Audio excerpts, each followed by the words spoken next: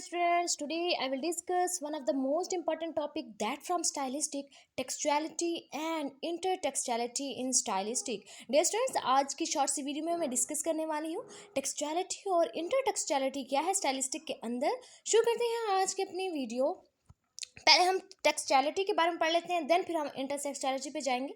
टेक्सचुअलिटी क्या होता है? जो रेफर करता है क्वालिटीज़ एंड करेक्टरिस्टिक्स जो कि एक टेक्स्ट को कोहेरेंट और मीनिंगफुल बनाता है। ये बेसिकली इन्वॉल्व होता है किस चीज़ के एनालिसिस में? वेरियस एटम्स जो कि कंट्रीब्यूट कर रहे होते हैं overall structure and meaning of a text, जो कि बेसिकली टेक्स्ट के मीनिंग में स्ट्रक्चर में कंट्रीब्यूट कर रहे होते हैं। टेक्सचुअलिटीज़ को रेफर कर रहा होता है। यानी टेक्सचुअलिटी जो है वो क्वालिटीज़ और करेक्टरिस्टिक्स हैं जो कि टेक्स्ट को कोहेरेंट बना रहे होते हैं, टेक्स्ट को मीनिंगफुल बना रहे होते हैं। ये बेसिकली इन्वॉल्व होता है वेरियस एलिमेंट जो कि ओवरऑल एक टेक्स्ट को मीनिंग दे रहा होता है, ओवरऑल एक स्ट्रक्चर बना रहा होता है टेक्स्ट का। टेक्सचुअलिटी के अंदर कुछ पार्ट्स आ जाते हैं जैसे कि कोहिजन।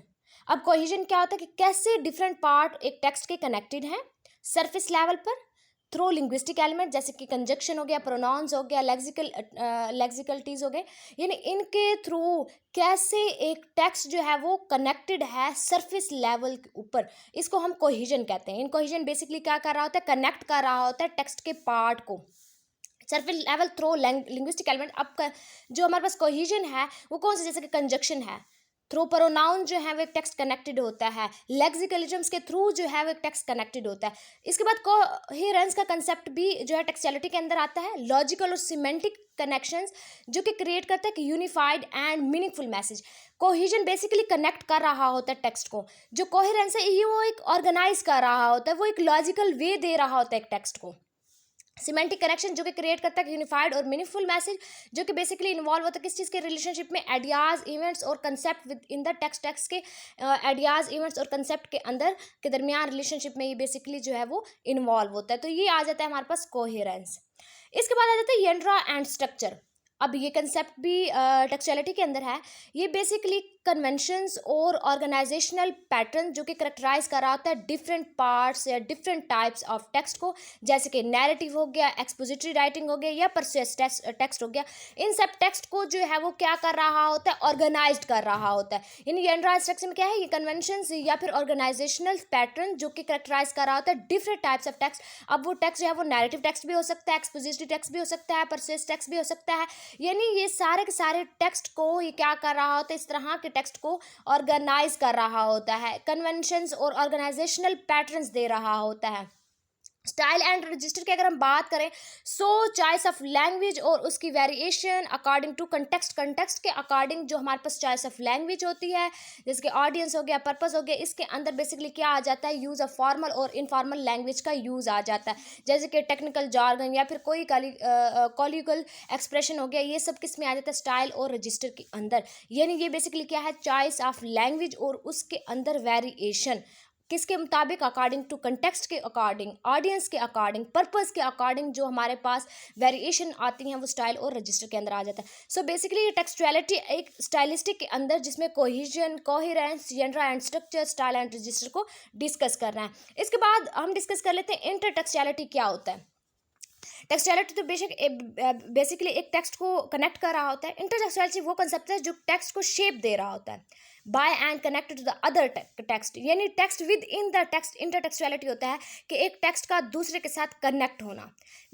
दिस आइडिया जो कि ये आइडिया है ये क्या इंट्रोड्यूस किसने किया? जूलिया ने, जो सजेस्ट करते हैं कि जो टेक्स्ट है ये आइसोलेटेड क्रिएशन नहीं है, कि टेक्स्ट कोई आइसोलेट नहीं है, आइसोलेटेड टेक्स्ट को आप रीड आउट नहीं कर सकते, बल्कि ये वो पार्ट है जिसमें लार्जर नेटवर्क ऑफ कल्चरल और टेक्सचुअल रेफरेंस जो है वो दिए जाते हैं। इंटरटेक्सचुअलिटी जो है ये सेवरल वेज के अंदर मैनिफेस्ट हो सकता है। सो इंटरटेक्सचुअलिटी वो कंसेप्ट है जिसके अंदर कंटेंट जो टेक्स्ट होता है वो कनेक्टेड होता है।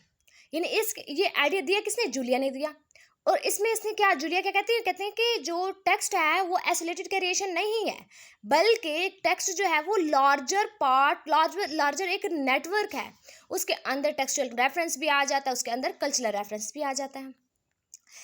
इंटरटेक्सचुअलिटी के अंदर कोटेशन एंड उलियन, ये बेसिकली डायरेक्ट रेफरेंस होता है दूसरे टेक्स्ट का, जैसे कि क्वाइट्स, एलियन हो गए, या कोई भी एक्सप्लिसिट मेंशन जो ऑफ अदर वर्क, कोई भी दूसरा वर्क है उसको मेंशन किया हुआ होता है।